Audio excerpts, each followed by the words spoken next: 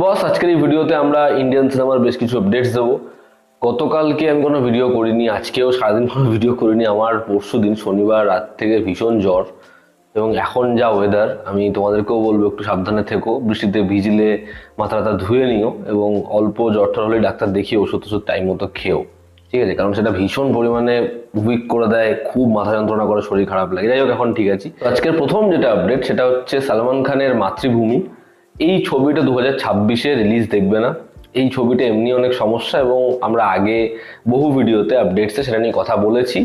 মাতৃভূমি ছবিটা এখন 2027-এ মুভ করবে, রিলিজ ছবিটা 2027-এই হবে। 2027-এ সালমান খানের একটা নয়, দুটো ছবি রিলিজ হওয়ার কথা রয়েছে। একটা হচ্ছে তার ভামসি পাদিপল্লির সাথে ছবিটা, যেটা ঈদ টার্গেট করছে মেকার্সরা, এবং তার আগে বা পরে মাতৃভূমি ছবিটা। এই ছবিটা 2027-এর কোন টাইমে আসবে সেটা এখনো জানা যাচ্ছে না, তবে ছবিটা 2027-এ আসবে এমনটাই আপডেট। রামায়ণ ছবিটা ওভারসিসে বড় রিলিজ দেওয়ার চেষ্টা মেকার্সরা করবে, এটা নিয়ে আমরা আগেও কথা বলেছি।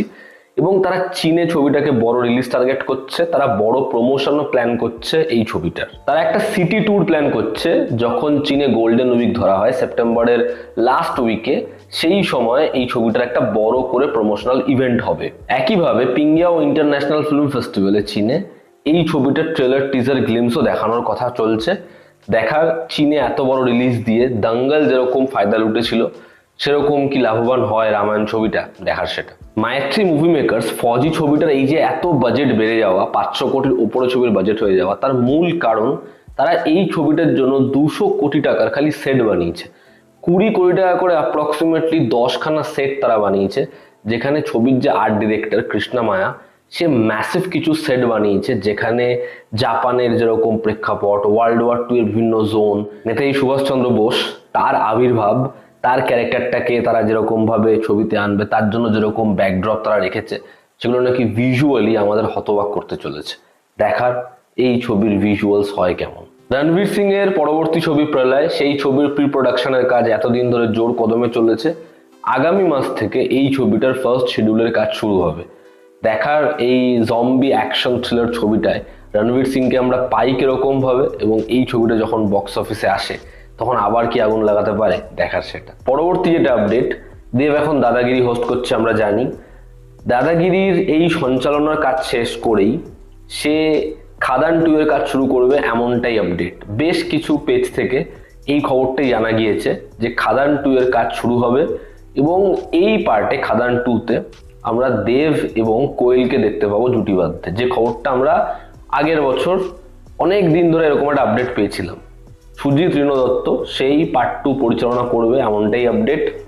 দেখার খাদান 2 যখন আসে গল্পটা কিভাবে তারা এগিয়ে নিয়ে যায়।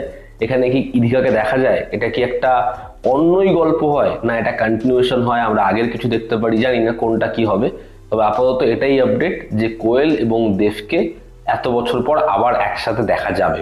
দেখার ছবিটা হয় কেমন, ছবির কাজ ফাইনালি শুরু কবে থেকে হয়। সাতলুজ বলে যে ছবিটা দিল্লিতে অভিনীত, দারুণ একটা সিনেমা হয়েছে। ওরকম একটা রিয়েল ইনসিডেন্টকে যেরকম ভাবে দেখিয়েছে, ভীষণ ইম্প্যাক্টফুল একটা ছবি। কিন্তু আমরা জানি ছবিটাকে ব্যান করা হয়েছে, ইন্ডিয়াতে বসে ছবিটাকে দেখা যাবে না, কিন্তু ভারতের বাইরে ছবিটাকে দেখা যাবে। পার্টিকুলার ওই ওটিটি প্ল্যাটফর্মে ছবিটা ছিল, ইন্টারন্যাশনালি ছবিটা দেখা যাচ্ছিল। কিন্তু এখন খবর এমনটাই যে ভারতের বাইরেও ইন্টারন্যাশনালিও এই ছবিটাকে দেখা যাবে না, সেখানেও এই ছবিটার এগেইনস্টে ব্যান লাগছে। মানে এরকম একটা সত্যি ঘটনা, সেটা কিনা একটা ছবি হয়েছে, এত বছর পেরিয়ে গেছে, সমস্যা কিসের?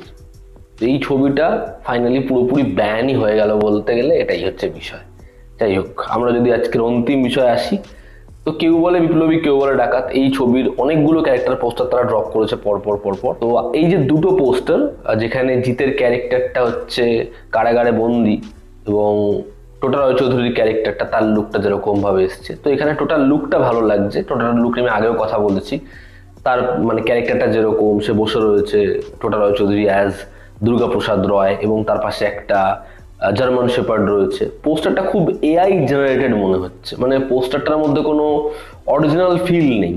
তো যে কারণে তার লুক ভালো হলেও পোস্টারটা আমার আহামরি কিছু লাগেনি। একইভাবে জিতের যে পোস্টার, জিতের লুকটাও ভালো। এর আগের যে পোস্টার, সে লাঠি ধরে রয়েছে, বা ইয়াং যে লুক, সেখানে যথেষ্ট ভালো লাগছে জিতকে, পোস্টারগুলো ভালো ছিল। কিন্তু এই পোস্টারটাও একেবারে ভালো লাগছে না। এআই জেনারেটেড মনে হচ্ছে এই পোস্টারটাও। মানে সমস্যা হচ্ছে যদি পোস্টার শ্যুট না করা হয় এবং তারপর জেনারেট করা হয়, এবং এখন এরকমভাবে এআই জেনারেটেড জিনিসপত্র আমরা দেখছি, তো যে কারণে জিনিসপত্র না ভালো হওয়ার চান্সেস ম্যাক্সিমাম। তো আমার যেই কারণে এই দুটো পোস্টারই ভালো হওয়ার সম্ভাবনা ছিল, কিন্তু পোস্টারগুলো ভালো লাগেনি। এর থেকে আগের অনেক পোস্টার বেটার। তো এই ছিল আজকের ভিডিও, যেখানে আমরা বিভিন্ন রকম সিনেমার আপডেটস দিলাম। তোমাদের কি অপিনিয়ন জানিও, জনতা আমাদের পাশে আছে। আবার দেখা হচ্ছে, টেক কেয়ার।